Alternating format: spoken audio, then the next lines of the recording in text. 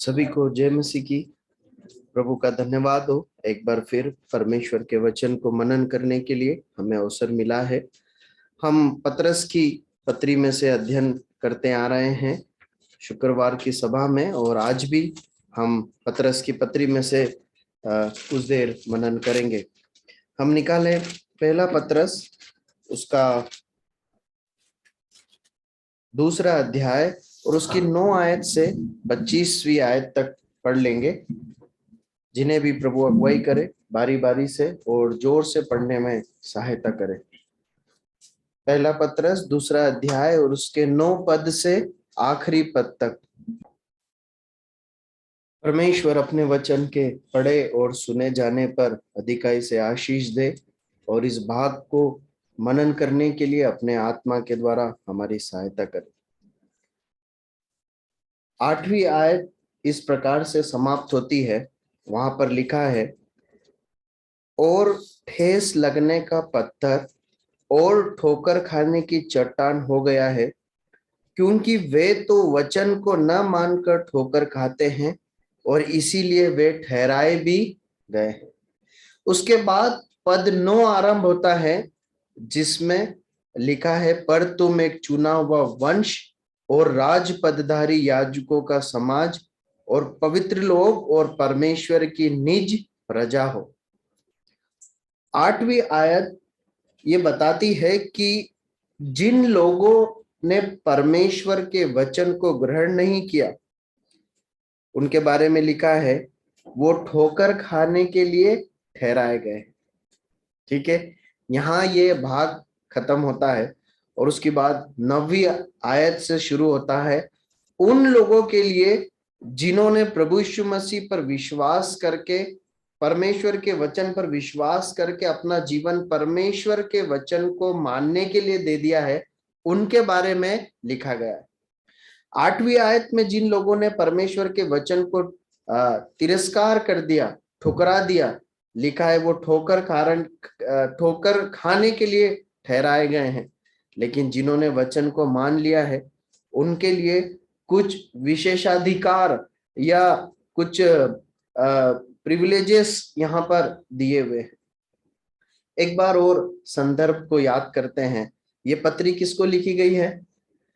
उन लोगों को जो प्रभु यीशु मसीह पर विश्वास करने के कारण अपने घर और स्थानीय प्रशासन द्वारा सताए गए हैं, और इतने अधिक सताए गए हैं कि उन्हें अपना घर बार छोड़कर, अपना शहर छोड़कर भागना पड़ा।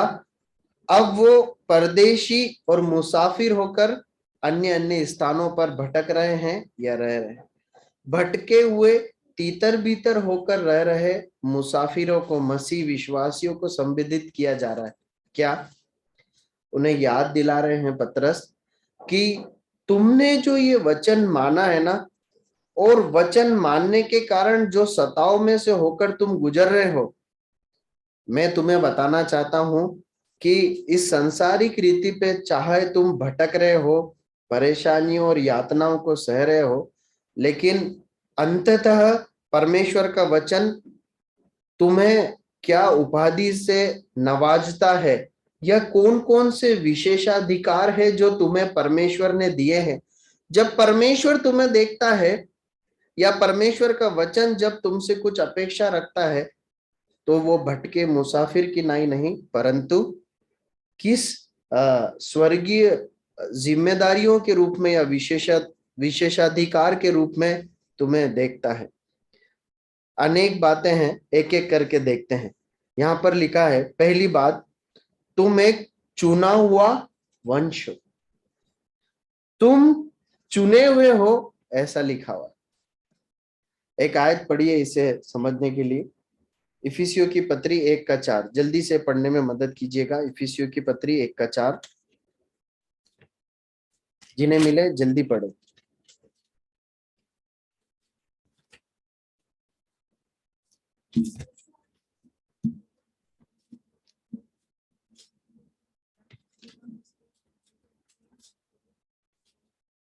इफिसियों 1:4 में लिखा है कि जगत की उत्पत्ति से पहले चुन लिया।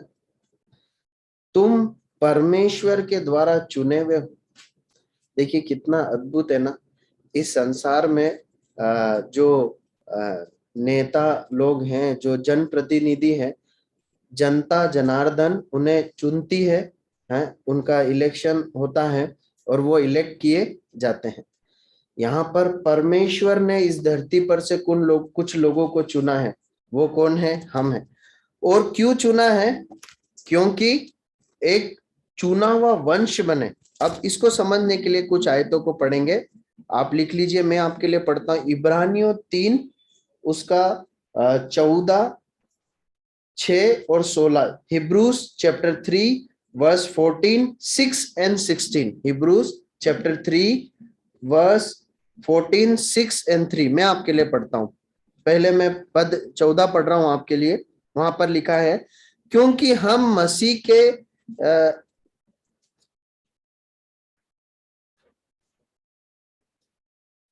मैं ठीक पढ़ रहा हूँ क्या?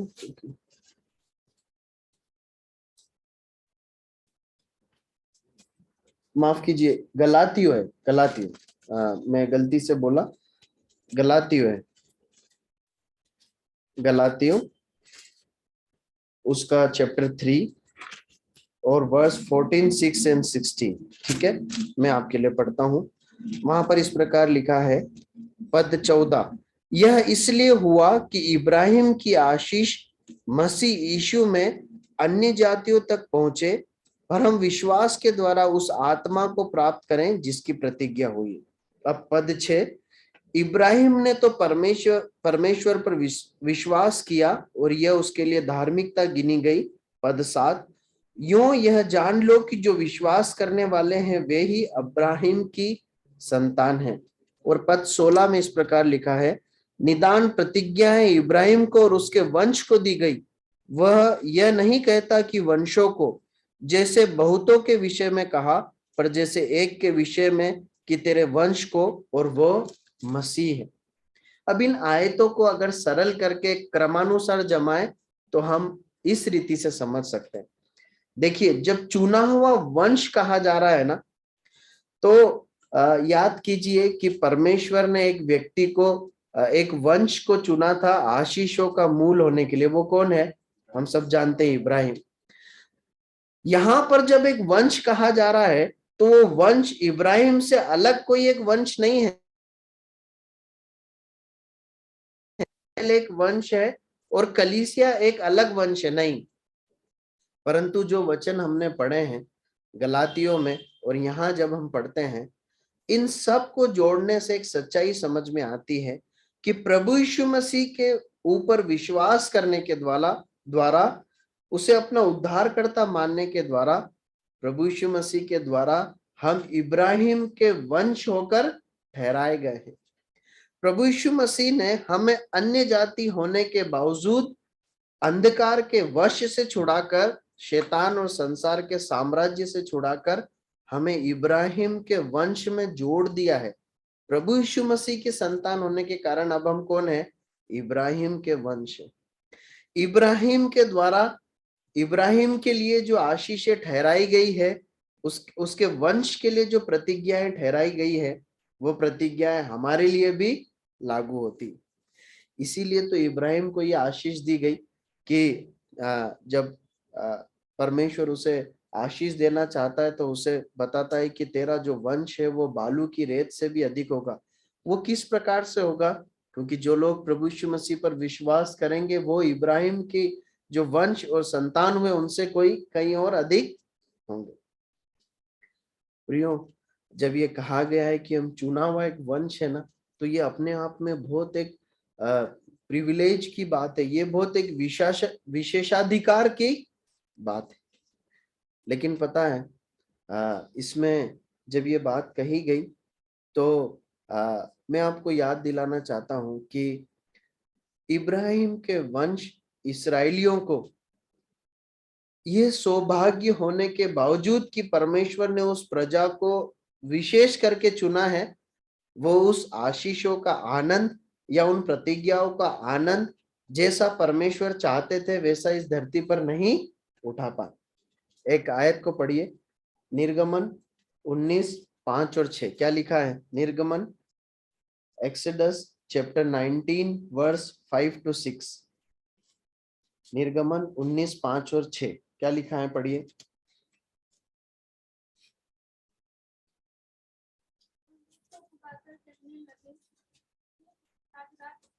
नहीं, निर्गमन 19 का 5, 6 है क्या?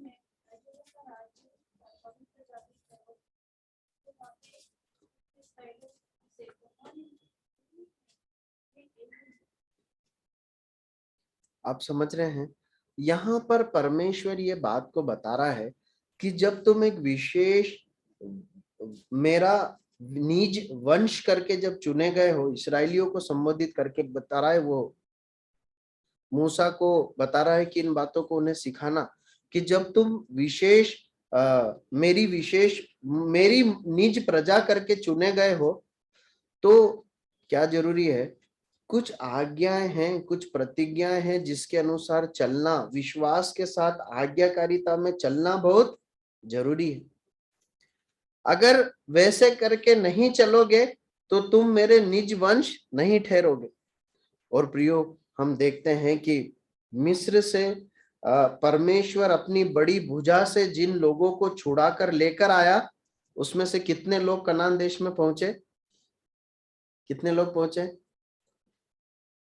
2 लोग पहुंचे। बाकी जितने भी लोग थे, लाखों की संख्या में, क्या हुआ? मर गए। क्यों? क्या परमेश्वर उन्हें पहुंचा नहीं सका? नहीं, अपने पाप के कारण, अपने अनाज्ञाकारिता के जीवन के कारण वो परमेश्वर के वंश होने के बावजूद उन आशीषों का आनंद अपने जीवन में नहीं उठा पाए। प्रियो, परमेश्वर का वचन हम विश्वासियों के लिए लिखता है, क्या है? तुम एक चुना हुआ वंश हो। प्रियो, परमेश्वर ने इस धरती पर हमें आशीषित करके रखा है। और एक बात बताऊं मैं, जब परमेश्वर ने हमें आशीष दी है ना, तो कोई भी हमें श्राप नहीं दे सकता। आप मालूम है, जब बिलाम परमेश्वर के लोगों को श्राप देने के लिए आया, तो परमेश्वर ने पता है उससे क्या कहा, कि वो आशीषों के भागी हो चुके हैं तो उन्हें श्राप मत दे। परंतु बाद में वही प्रजा को हम व्यभिचार के पाप में, मूर्ति पूजा के पाप में गिरकर परमेश्वर की आशीषों को खोते हुए देखते हैं। परमेश्वर अपनी निज प्रजा को हमें इस धरती पर आज भी बहुत सारी आशीषें, विशेषाधिकार देता है। उसका करुणा अनुग्रह का हाथ हमें घेरे रहता है। लेकिन जब हम अपने जीवन को पाप के लिए दे देते हैं ना, अनाज्ञाकारिता के लिए दे देते हैं, अपनी मनमानी करने के लिए दे देते हैं, तब क्या होता है? तब जो है परमेश्वर की आशीष हमसे दूर हो जाती, और जो है दंड जो है वो आता है। ठीक है, परमेश्वर सहायता करे इन बातों के अनुसार अपने जीवन को जांचने और सावधानी से जीने के लिए प्रभु हमारी मदद करे। अगली बात की ओर आते हैं। क्या लिखा है? अगला अगला जो विशेषाधिकार है, प्रिविलेज है, क्या मिला है? राजपदधारी याजकों का समाज। दूसरा विशेषाधिकार है राजपदधारी याजकों का समाज। अब याजकों का क्या काम था, बता सकते हैं? पुराने नियम में क्या काम था? जल्दी जल्दी बताएं। बलि चढ़ाना। किसको चढ़ाते थे? ठीक है, कहां पर चढ़ाते थे? मिलाप वाले तंबू में। अब देखिए, उन पुराने विशेषाधिकारों को, प्रिविलेजेस को वर्तमान के विश्वासी जीवन में तुलनात्मक रूप में जब कहा गया है ना, तो उसको, उसके अर्थ को समझने की कोशिश कीजिए। 2 प्रकार से ये सेवा आज के विश्वासियों को मिली है। कौन सी सेवा? राजपदधारी याजकों की सेवा। उस समय पर जो याजक लोग होते थे, वो केवल वो ही उस तंबू में परमेश्वर की उपस्थिति में जाकर परमेश्वर की आराधना कर सकते थे, प्रार्थनाएं कर सकते थे अपने लिए और प्रजा के लिए। ठीक बात है। आज वर्तमान में विश्वासियों को ये सौभाग्य मिला है क्या, कि उनकी पहुंच कहां पर है? स्वर्गीय स्थानों में। हम आत्मिक बलिदानों के विषय में पिछली कक्षा में, पिछले बाइबल अध्ययन में भाई बेंजी के द्वारा सीख रहे थे, है ना। विश्वासी लोगों को आत्मिक बलिदान चढ़ाने के लिए अनुग्रह मिला है। वो विश्वासियों में से क्या कुछ लोगों को मिला है? नहीं, हर एक विश्वासी, चाहे वो भाई हो या चाहे बहन हो, उसे परमेश्वर की उपस्थिति में, परमेश्वर के अनुग्रह के सिंहासन के निकट पहुंच मिली है, और वह परमेश्वर के सम्मुख अपनी प्रार्थनाएं, धन्यवाद और इस संसार और अपने लोगों के लिए मध्यस्थता की सेवा कर सकता है।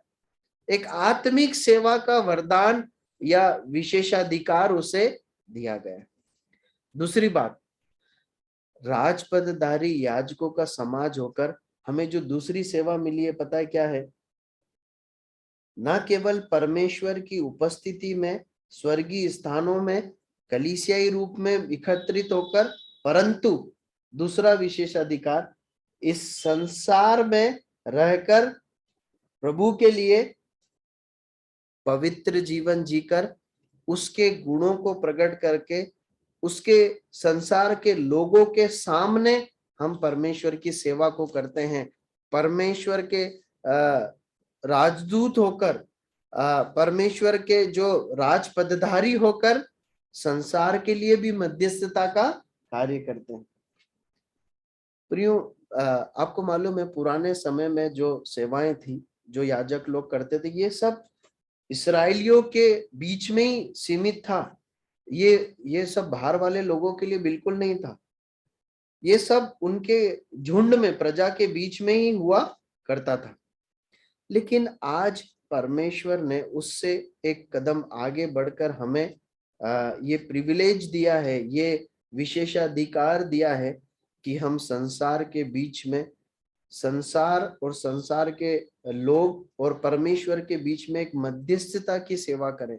हम राजपदधारी होकर परमेश्वर के ईश्वरीय जीवन को जीकर उनके सम्मुख परमेश्वर की आराधना करते हुए, उसके गुणों को प्रकट करते हुए परमेश्वर की ओर उन्हें लेकर आए, या उनके लिए परमेश्वर से प्रार्थना करें।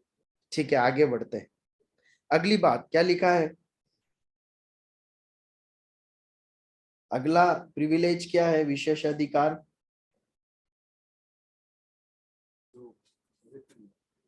पवित्र लोग और परमेश्वर की निज प्रजा हो। पवित्र लोग और परमेश्वर की निज प्रजा हो। पवित्र लोग मतलब परमेश्वर ने हमें हमारे पापों से, विश्वासियों को उसके पापों से धोकर शुद्ध और पवित्र किया है। एक अर्थ यह है जब पवित्र कहा जा रहा है। दूसरा अर्थ है परमेश्वर ने अपने लिए पवित्र करके अलग कर लिया है। ठीक है, और हमें अपनी निज प्रजा माना लिया। मतलब हमारा एक राजा है, वो प्रभु यीशु मसीह, और हम उसकी प्रजा है। देखिए, एक आयत को पढ़िए इसे समझने के लिए। लेवी व्यवस्था 11 उसका 45। देखिए, जब परमेश्वर कह रहा है, परमेश्वर का वचन ये कह रहा है कि तुम पवित्र लोग और मेरी नीच प्रजा हो, तो ये बहुत ही गंभीर बात है, और ये हमारे ऊपर बहुत बड़ी जिम्मेदारी को लेकर आता है। पढ़िए क्या लिखा है, लेवी व्यवस्था 11 का 45।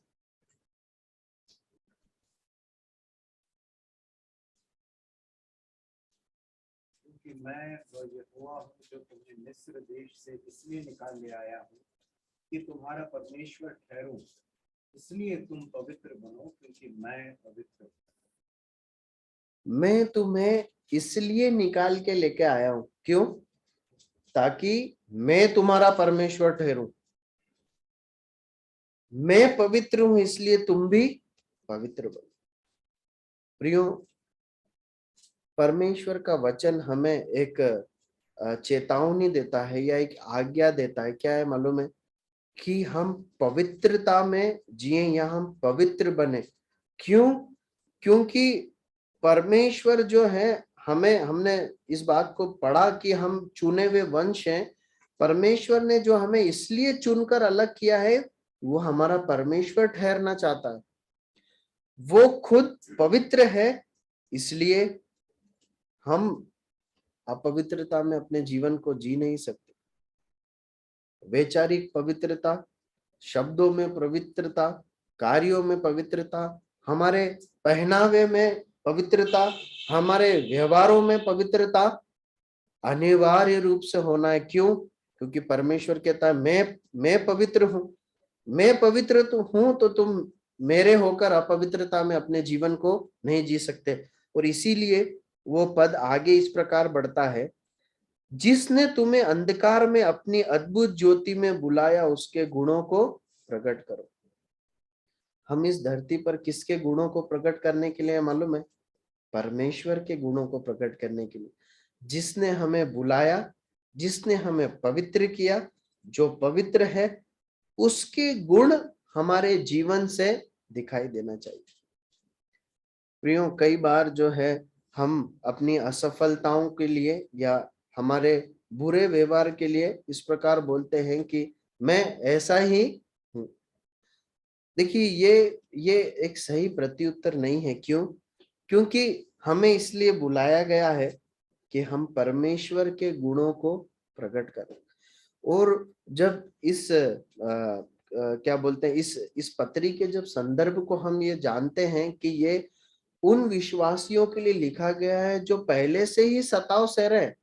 मतलब देखिए, कोई ऐसे साधारण विश्वासी नहीं है जो अपने विश्वास के जीवन के लिए संघर्ष कर रहे हैं, परंतु वो अपने विश्वास के लिए प्रभु यीशु मसीह के पीछे चलने के लिए कष्ट सह रहे हैं।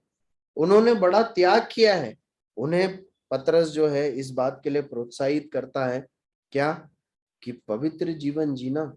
इस बात में सावधान रहना कि तुम्हारे जब तुम भटकते हुए जी रहे हो, तो तुम्हारे बोलचाल, व्यवहार, कार्यों में, तुम्हारी चुनावों में पवित्रता प्रकट हो। क्यों? क्योंकि तुम्हारा बुलाने वाला जो है परमेश्वर, वो पवित्र है। 10वीं आयत में इस प्रकार लिखा है, बहुत सुंदर एक आयत है। तुम पहले तो कुछ भी नहीं थे। 1 पीटर चैप्टर 2 वर्स 10, 2 का 10। तुम पहले तो कुछ भी नहीं थे, परंतु अब परमेश्वर की प्रजा हो। तुम पर दया नहीं हुई थी, पर अब तुम पर दया हुई। पहले कुछ नहीं थे, अब कौन हो? परमेश्वर की प्रजा हो। प्रियो, एक बात याद रखना, पहले हम कुछ भी नहीं थे, इसलिए जैसा चाहे वैसे जीवन जी सकते थे, क्योंकि हम कुछ भी नहीं थे। आप समझ रहे हैं? परंतु अब हम जैसा चाहे वैसा मनमानी का जीवन नहीं जी सकते, क्योंकि अब हम कुछ भी नहीं है, ऐसे बात नहीं है। परंतु हम कौन है? हम परमेश्वर के लोग हैं। पहले जैसे भी चाहे जीते हो, परंतु अब जैसे चाहे वैसे जी नहीं सकते। प्रियो, मैं आपको बताना चाहता हूं कि परमेश्वर का वचन ऐसा बताता है कि जो प्रभु यीशु मसीह के पास आते हैं, प्रभु यीशु मसीह उनके पापों को क्षमा करते हैं, उन्हें अनुग्रह और शांति और जीवन देते हैं, उन्हें अनेक आशीषों से नवाजते हैं, उन्हें शांति आराम देते हैं। बिल्कुल सही बात है, इसमें कोई शक नहीं है। लेकिन मैं आपको एक बात बता दूं, प्रभु यीशु मसीह के पीछे चलना या उसका शिष्य बनना कई प्रकार के बंधनों को, रिस्ट्रिक्शंस को, क्या बोलना चाहिए, नियम आज्ञाओं को हमारे अपने ऊपर लाने का एक कार्य है। जब आप ये बोलते हैं कि मैं प्रभु यीशु मसीह के ऊपर के पीछे चलूंगा, मतलब आप अनेक ऐसी बातों को, आज्ञाओं को और रिस्ट्रिक्शंस को क्या बोलेंगे, सीमाओं को, हाँ, कई सारी सीमाओं और नियमों को अपने ऊपर लेकर आते हैं, आप खुद लेकर आते हैं कि प्रभु यीशु मसीह, मैं पहले कुछ नहीं था इसलिए जैसा चाहे वैसा चलता था, कुछ फर्क नहीं पड़ता था, लेकिन अब मैं आपके पीछे चल रहा हूं इसलिए अब मैं जैसा चाहे कुछ भी जीवन नहीं जी सकता, परंतु मैं अपने ऊपर आपकी व्यवस्था को लागू कर रहा हूं। और अब मैं जो सीमाएं आपने ठहराई है, जो आज्ञा दी है, उसके अनुसार अपने जीवन को जीऊंगा। और इस बात के साथ एक नए विषय की ओर पतरस आगे बढ़ रहा है। ठीक है, 11वीं आयत पढ़िए, जल्दी से पढ़ें, क्या लिखा है। हे प्रियो, मैं तुमसे विनती करता हूँ कि तुम अपने आप को परदेशी और यात्री जानकर उन सांसारिक अभिलाषाओं से जो आत्मा से युद्ध करती है बचे रहो। अब यहाँ पर एक गंभीर बात को पतरस जो है वो आगे बढ़ा रहा है, या उस गंभीर बात में प्रवेश कर रहा है। ऊपर की सच्चाइयों को ध्यान में रखते हुए अब इस आयत में पहुंचिए। अगर ऊपर की सच्चाई जो अभी हमने देखी उसका निष्कर्ष ये है कि हमारा एक राजा है, हम एक राजा की निज प्रजा हैं, हम राजपदधारी विशेषाधिकार प्राप्त किए हुए लोग हैं। अब 11वीं आयत में आइए इसके साथ, तो 11वीं आयत हमें बताती है कि हम एक युद्ध में हैं। ठीक है, हम एक युद्ध में, और युद्ध किसके साथ है।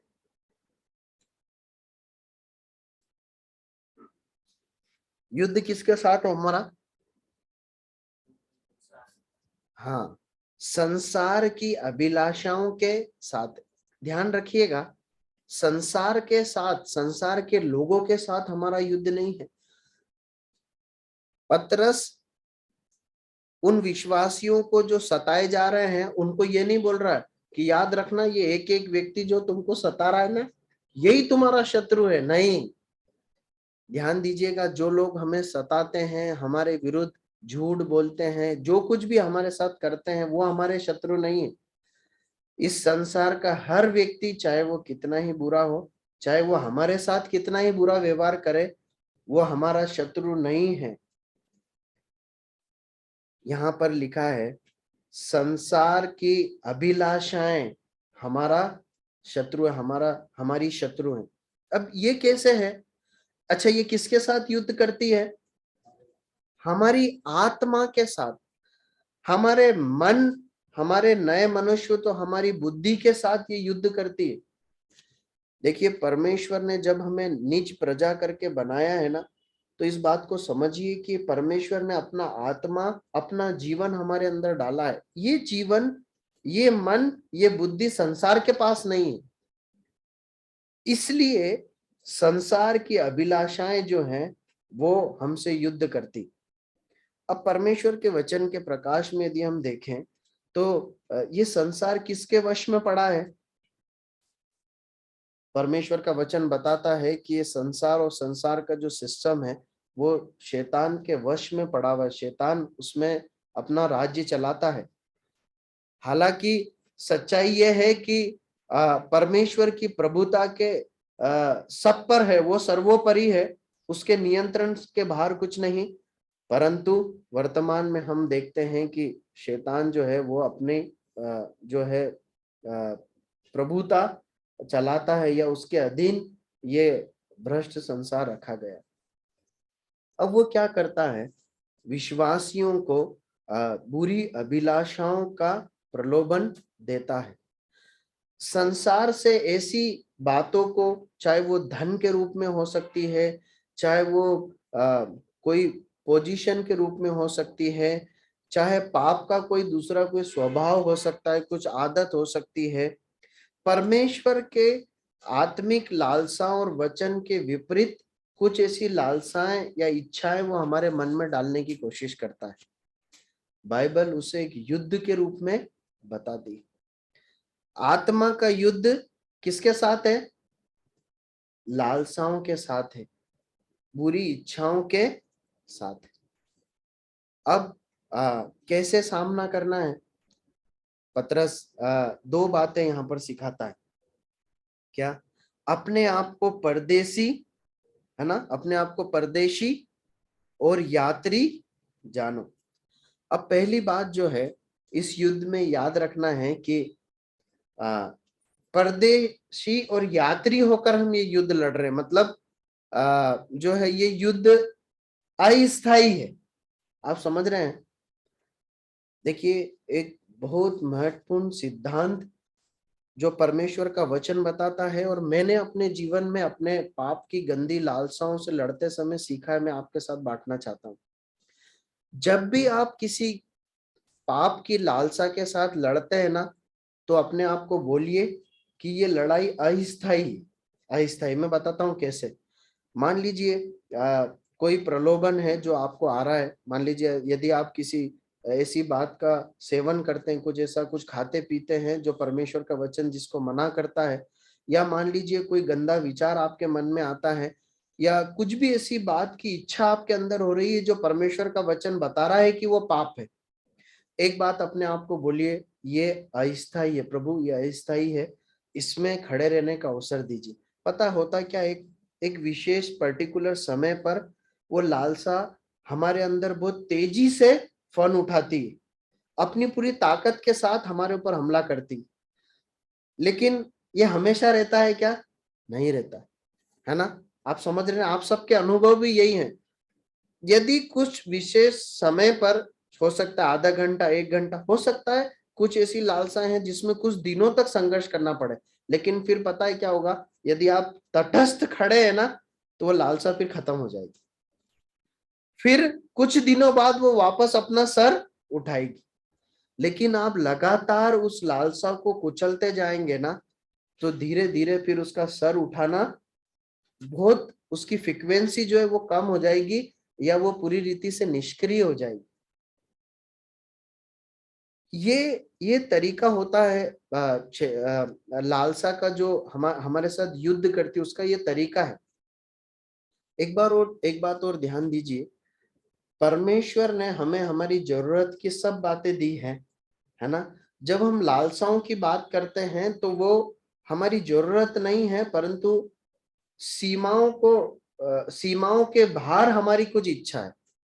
अब अपने मन में आदन की वाटिका की कल्पना कीजिए। जब हवा ने वो फल खाया, क्या वो भूखी थी?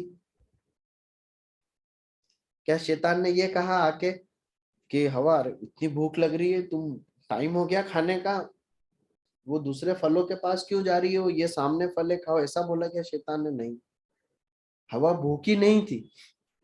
लेकिन वहां पर क्या लिखा है? क्या लिखा है वहां पर? पढ़िए, उत्पत्ति की पुस्तक 3 अध्याय 6 आयत पढ़िए।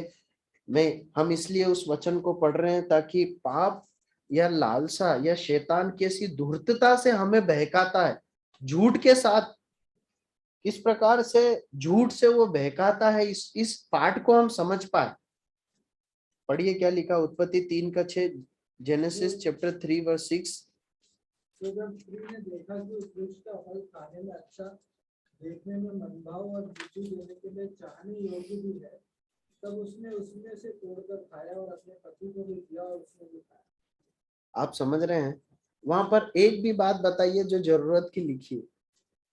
उसने देखा, उसने खुद इमेजिन किया। उससे पहले यदि आप उत्पत्ति की पुस्तक को पढ़ेंगे, तो अगर आप वाकई में मनन करना चाहते हैं तो एक बार फिर उन भागों को पढ़ लीजिएगा, 3 अध्याय तक। आपको समझ में आएगा परमेश्वर ने उत्तम से उत्तम फल उन्हें खाने के लिए दिए थे। जीवन का पेड़ भी था वहां खाने के लिए,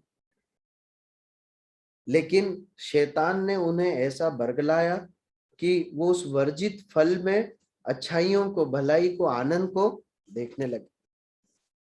क्या था? एक युद्ध था जिसमें हवा पराजित हो गई। और मालूम है आपको युद्ध क्यों लड़े जाते हैं? कभी युद्ध चल रहा हमारे संसार में, क्यों चल रहा है वो युद्ध? बता सकते हैं आप? अवगत है ना आप? 23 दिन हो गए आज युद्ध को चलते चलते। क्यों चल रहा है वो युद्ध? रशिया और यूक्रेन के बीच युद्ध क्यों हो रहा है? आप नहीं जानते? हाँ हाँ, लैंड के लिए। मतलब क्या चाहते हैं? क्या अंततः उद्देश्य क्या है? हम क्या कर ले उसको कब्जा जमा ले। मैं आपको बताना चाहता हूं इस युद्ध, ये युद्ध क्यों है मालूम? शैतान हमसे युद्ध क्यों लड़ता है? वो आपके हृदयों पर, आपके जीवन पर, आपकी देह पर कब्जा जमाना चाहता है। फिर क्या करेगा? वो अपने उद्देश्य को आपके द्वारा पूरे करेगा। ऊपर हमें क्या बताया गया है? हमें किसके गुण प्रकट करना है? परमेश्वर के गुण प्रकट करना।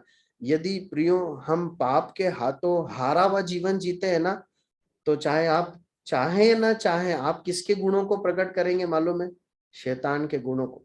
शैतान आपके हृदय को, आपकी देह को, आपके जीवन को अपना एक हथियार बनाकर अपने अपने पाप के कार्यों को करने के लिए, अपने साम्राज्य की बढ़ोतरी के लिए इस्तेमाल करेगा। शैतान ऐसा कर सकता है। मैं आपको बताना चाहता हूँ, यहूदा इस्करियोती के हृदय पर कब्जा करके उसने प्रभु यीशु मसीह को पकड़वाने का काम कर दिया। इस बात को कभी लापरवाही से मत लेना।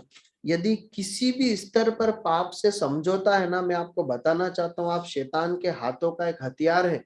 और शैतान सब कुछ बर्बाद करने में देर नहीं लगाता। वो करुणामय नहीं है, याद रखिएगा। वो धूर्त और नाश करने वाला और झूठा है। प्रभु यीशु मसीह करुणामय अनुग्रहकारी है। यदि आप प्रभु यीशु मसीह के हाथों में अपना जीवन देंगे तो बड़ी करुणा, अनुग्रह और प्यार से वो उसका इस्तेमाल करेगा। यदि आप अपने मसीह जीवन में पराजित हैं या पाप में गिर गए, यदि आप माफी मांगेंगे तो पता है वो आपको माफ करके आपसे प्यार करेगा। मैं आपको बताना चाहता हूँ, मैं फिर आपको प्रोत्साहित करना चाहता हूँ, अगर आप में से कोई लोग नियमित बाइबल क्रमानुसार बाइबल नहीं पढ़ रहे तो आप पढ़िए। मैं बता रहा हूँ आपका जीवन बदलेगा। उसमें पढ़ते पढ़ते पिछले दिनों उस भाग में मैं पहुंचा जहां पर जो है वो भाग है कि प्रभु यीशु, वो चेले जो है मछली पकड़ने चले गए वापस प्रभु यीशु मसीह के पुनरुत्थान के बाद।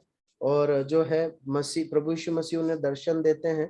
और जो है वहां पर जो है जब वो वापस मछली पकड़ कर आते हैं तो वो मछलियां जो है वो आंख पर रखी हुई है, सीखी हुई है, सीख रही हैं। और प्रभु यीशु मसीह उनके साथ बातचीत करते हैं। और वो दृश्य याद कीजिए जब प्रभु यीशु मसीह पतरस से कहते हैं, क्या तू मुझसे प्रेम करता है? 3 बार पूछते हैं। प्रभु यीशु मसीह बोलते हैं, क्या तू प्रेम करता है, प्रेम करता है, प्रेम करता है? पतरस कहता है, प्रभु आप तो जानते हैं, मेरी भेड़ों की रखवाली करो, चरवाही कर। उस दृश्य में पता है क्या समझ में आता है? ये चेले कौन है? जो थोड़े दिन पहले छोड़कर भाग गए थे, जो कसम खाकर कह रहे थे हम यीशु मसीह को नहीं जानते। लेकिन प्रभु यीशु मसीह का व्यवहार देखिए उनके प्रति। प्रभु यीशु मसीह ने उन्हें छोड़ नहीं दिया। प्रियो, जब मसीह जीवन में हम असफल होते हैं ना, कभी भी प्रभु यीशु मसीह छोड़ता नहीं है। हम अपने पापों को माने और वापस उसके चरणों पर आए, वो प्यार कर कर दुलार करके वापस तैयार करता है। ये है प्रभु यीशु मसीह। लेकिन यदि आप पाप के लिए शैतान के हाथों में अपने जीवन को दे देंगे ना, वो आपको वो बर्बाद कर देगा, वो बर्बाद कर देगा। बहुत ही भयंकर है। इसलिए पता है आपको, वो भाग शायद याद हो जब दाऊद के सामने ये चुनाव आया, दाऊद के सामने चुनाव आया, मैं किसको चुनूं, मतलब क्या दंड चुनूं। तो पता है वो क्या चुनता है? प्रभु मैं तेरे ही हाथों में पढ़ूं। उसे उसे कुछ विपत्तियां दी गई, तो इन तीनों विपत्तियों में से एक विपत्ति चुन ले। उसने बोला, प्रभु मैं तेरे हाथ में पढ़ूंगा। पता है क्यों? क्योंकि तू बहुत करुणामय है, बहुत अच्छा है। आखिरी आयत पढ़कर समाप्त करते हैं। 12 आयत क्या लिखा है? अन्य जातियों में तुम्हारा चाल चलन भला हो, इसलिए कि जिन जिन बातों में वे तुम्हें कुकर्मी जानकर बदनाम करते हैं, वे तुम्हारे भले कामों को देखकर उन्हीं के कारण कृपा दृष्टि के दिन परमेश्वर की महिमा करें। अब सरल शब्दों में समझिए, पहले तुम जो विश्वासी लोग हो, पहले तुम्हें कुकर्मी जानकर, मतलब जो तुम कुकर्म बुरे बुरे काम करते थे ना, गंदी आदतें जो तुम्हारे अंदर थी, चाहे वो खाने पीने की हो या गंदे काम करने की, गंदे बातें करने की, ये जो आदतें तुम्हारे अंदर थी उसके कारण तुम्हारी बदनामी होती थी। परंतु वही लोग तुम्हारे भले कामों को देखकर उन्हीं के कारण, समझना वो तुलना कर, पतरस बता रहा है, उन्हीं कामों में जिसमें एक समय बदनामी होती थी, उन्हीं के कारण, उन्हीं कामों के कारण कृपा दृष्टि के दिन परमेश्वर की भलाई करे। ये कैसे होगा मालूम है? मान लीजिए एक समय पर प्रभु यीशु मसीह के पीछे जब आप नहीं चलते थे, जब गंदी आदतों में जीवन जीते थे, मुंह से गंदे शब्द बोलना या कुछ गंदी आदत, कुछ खाना पीना या कुछ भी अश्लील बातों में अपने जीवन को देख करना, ये सब हमारे नजदीक के जो दोस्त मित्र है वो जानते थे कि हम ऐसा करते थे। पर अब जब आप नहीं करते हैं तो वो इस बात को एक्नोलेज करते हैं, इस बात को नोटिस करते हैं कि यार इसके अंदर कुछ बदल गया है। और किसने बदला है? यीशु मसीह ने बदला है। पहले ये यीशु मसीह के पीछे नहीं चलता था, अब ये प्रभु यीशु मसीह के पीछे चलता है, इसलिए इसने अपनी गंदी आदतों को छोड़ दिया। इसके अंदर जो बदलाव हुआ है उसका आधार क्या है? प्रभु यीशु मसीह है, प्रभु यीशु मसीह। और जब आप ऐसा करेंगे तो किसकी बड़ाई होगी? परमेश्वर की महिमा करेंगे। लोग बोलेंगे कि ये जो है ये ऐसा व्यक्ति था, बहुत गुस्सा करता था, मुंह से गाली बकता था, ये गंदी बातें करता था, ये गंदी चीजों को खाता था, लेकिन अब नहीं खाता। पता है क्यों है? क्योंकि ये प्रभु यीशु मसीह पर विश्वास करता है। प्रभु यीशु मसीह ने इसके जीवन को बदल दिया है। अब ये क्रोध नहीं परंतु प्रेम करता है। अब ये गंदी बातों को अपने मुंह से नहीं बोलता है, गंदी चीजों को खाता नहीं है, पर ये एक अलग जीवन जीता है जिससे समझ में आता है ये पवित्र है, ये अलग है। ये बदलाव क्यों है? ये बदलाव इसलिए क्योंकि प्रभु यीशु मसीह ने ये जीवन इसमें डाला है। लेकिन मान लीजिए कि हम प्रभु यीशु मसीह के होने की गवाही भी दे रहे हैं और अपने पुराने कामों में भी जी रहे हैं, तो क्या होगा? परमेश्वर की महिमा होगी क्या? बड़ाई होगी क्या? नहीं होगी, परंतु क्या होगी? बदनामी होगी। प्रियो, मैं एक दिन एक किसी भाई से बात कर रहा था, तो मैंने उनको प्रोत्साहन देने के लिए सब बताया कि लोग हमारे बदले हुए जीवन को देखकर ही प्रभु यीशु मसीह की ओर आकर्षित होते हैं। यदि हमारे जीवन में कुछ भी ऐसा है जहां हम पराजित और हारे हुए हैं ना, तो वो हार हमारे मसीह की हार होने के समान है। हम यहीं पर ही समाप्त करते हैं। परमेश्वर अपने वचन के पढ़े और सुने जाने पर आशीष दे और इसके अनुसार करने के लिए मदद करे। आगे की जब आयतों को हम देखते हैं, 13 आयत से नए विषय की ओर बढ़ते हैं। प्रभु ने चाहा तो प्रभु के दास लोग उन बातों से हमें सिखाएंगे। प्रभु के नाम की महिमा। कोई भी भाई प्रार्थना करें और सभा को समाप्त करें।